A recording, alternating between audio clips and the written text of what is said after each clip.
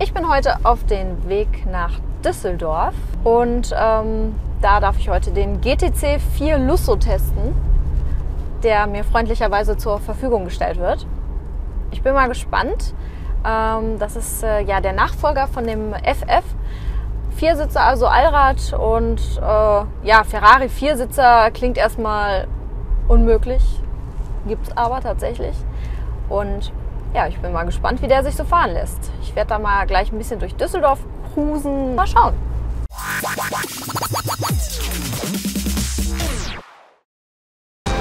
So, ich bin jetzt in Düsseldorf angekommen und ich schaue mal, was da drin jetzt so alles Tolles rumsteht.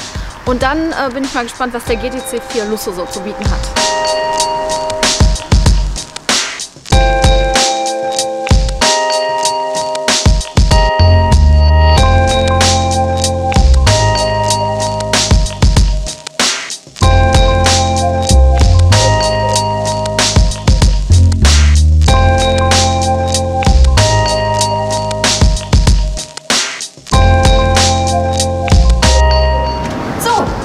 Habe ich. Und jetzt gucken wir mal, wo das gute Stück steht, und dann schauen wir uns den mal genauer an.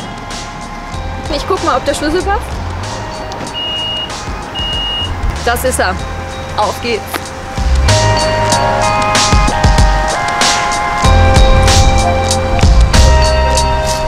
Vom ersten Sichtcheck würde ich mal sagen, ein absolut geniales Auto. Ein Viersitzer, der trotzdem mega sportlich aussieht. Wenn ich mal reinschaue, wunderschöne Innenausstattung.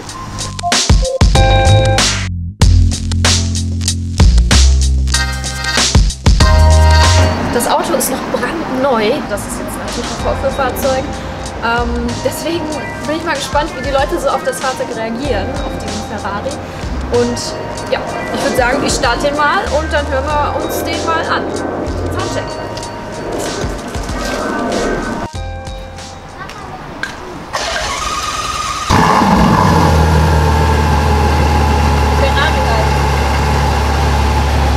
Dann wollen wir mal.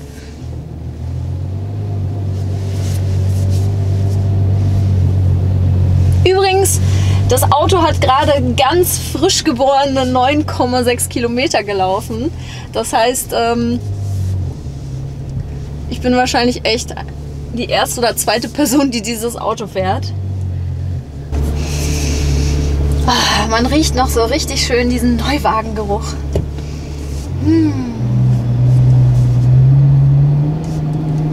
GTC 4 Lusso steht für Gran Turismo Coupé, 4 steht für Allrad und das Lusso bedeutet Luxus.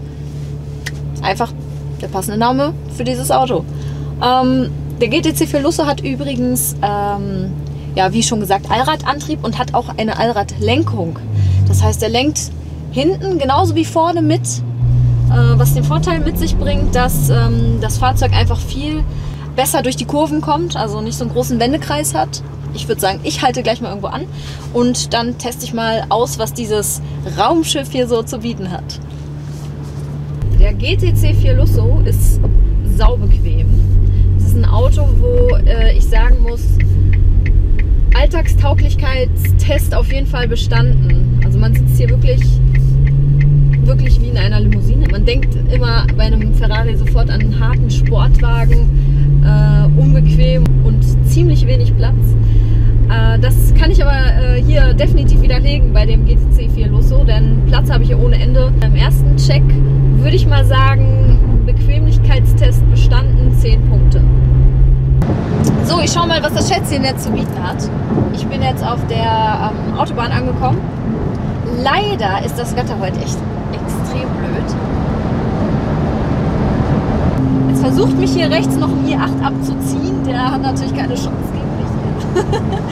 Wenn ich leicht Gas gebe und das Auto mich schon relativ in den Sitz presst, geht der Drehzahlregler so gut wie gar nicht nach oben. Da merkt man schon die 690 PS.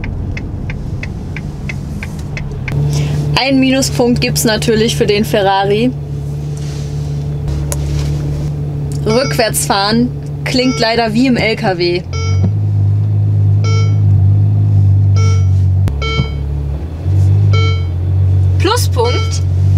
Pluspunkt ist aber, die Rückfahrkamera hat wirklich eine 1A Qualität, was natürlich viele andere Autos leider nicht von sich behaupten können. Denn bei vielen anderen Autos ist es so, gerade wenn es regnet, und es regnet gerade wie Sau, ist leider die Frontkamera, die Rückfahrkamera komplett, sagen wir mal, unnötig, weil man einfach nichts mehr dadurch sieht.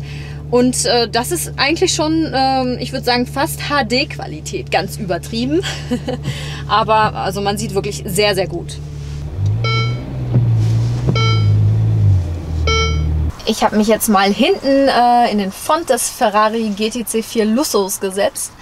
Und ich muss sagen, Platz bietet das Auto auf jeden Fall. Ich habe natürlich jetzt den Vordersitz ein bisschen nach vorne geschoben, aber im Normalfall hat man hier trotzdem für einen Sportwagen Platz ohne Ende. Hinten bietet er natürlich nicht zu viel Luxus, aber man muss auch noch mal sagen, das ist ein Ferrari, das ist keine S-Klasse. Also für einen Ferrari hat man hier wirklich Platz. Die Sitze sind auch super bequem. Getränkehalter habe ich hier. Eine aufklappbare Mittelarmlehne und das war's auch eigentlich schon. Für einen kurzen Familienausflug, beispielsweise in die Schweiz, ist das wirklich ein optimales Auto.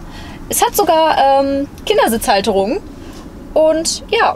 Was für den Ferrari relativ neu ist, ist einmal dieses extrem große Display hier. Wir haben hier einmal ein Touch-Display, der, wie man sieht, hier alle Möglichkeiten bietet, wie Navigation, Telefon, sämtliche Einstellungen, Radio. Also das Navigationsdisplay ist einfach mega gut gemacht, weil es ist schön breit, ist schön übersichtlich und vor allen Dingen einfach zu verstehen.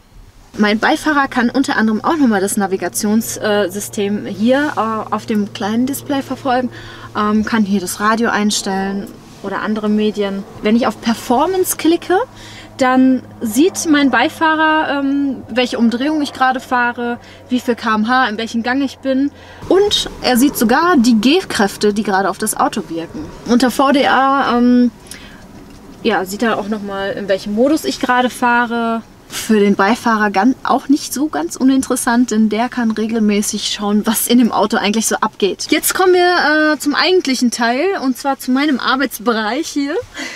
Also wir haben einmal dieses typische Ferrari Sportlenkrad. Also hier startet man den Motor. Hier kann man den Fahrmodus einstellen, einmal Sport. Hier kann man das ESC ausschalten, Komfort und sogar für Wet und für Schnee gibt es auch Einstellungen. Hier ist meine Freisprecheinrichtung, der Scheibenwischer, Blinker hier, Pedals hier hinter natürlich. Die Pedals gehen aber nicht mit dem Lenker mit, wie zum Beispiel bei meinem GT3. Da sind die Pedals ja an dem Lenker verbunden, das heißt, wenn ich lenke, lenken die Pedals mit. Hier ist das nicht so, wie man sehen kann. Ich habe in meinem Cockpit übrigens 2 Digitalanzeigen. Und zwar sehe ich einmal hier rechts das Navigationssystem und links habe ich verschiedene Anzeigen. Jetzt kommen wir zu dem Kofferraumcheck bzw. Platzcheck. Wie viel Platz bietet das Auto? Wenn ich verreisen möchte, möchte ich natürlich auch einen großen Kofferraum haben. Natürlich alles elektrisch. Schauen wir mal nach. Sind wir ehrlich, es gibt mehr Platz in einem Kofferraum. Aber wir stehen hier vor einem Ferrari. Das heißt, für einen Ferrari bietet der natürlich unglaublich viel Platz.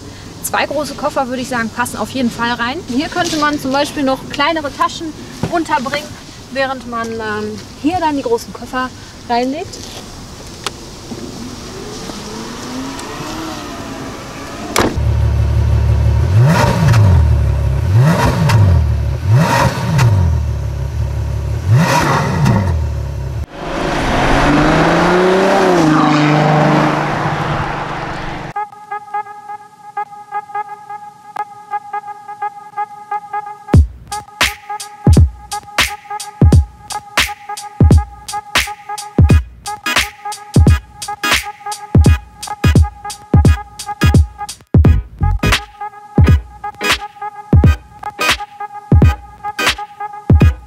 Hier eine kurze Zusammenfassung.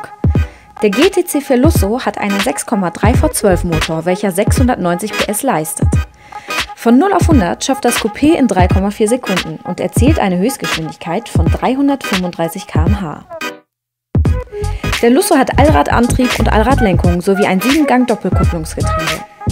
Der durchschnittliche Verbrauch liegt bei 15 Liter. Es gibt den Lusso auch mit einem 3,9 V8 Motor, dieser hat 80 PS weniger und hat Hinterradantrieb. Der Grundpreis liegt bei knapp 261.000 €. Gut, Wetter kann man sich nicht aussuchen. Dafür ein schönes Auto, das macht das Wetter wieder wett. Und ich würde sagen, jetzt geht's zurück. Und ich hoffe, ich kann noch mal ein bisschen auf die Tube drücken und dann wird das Auto auch wieder abgestellt.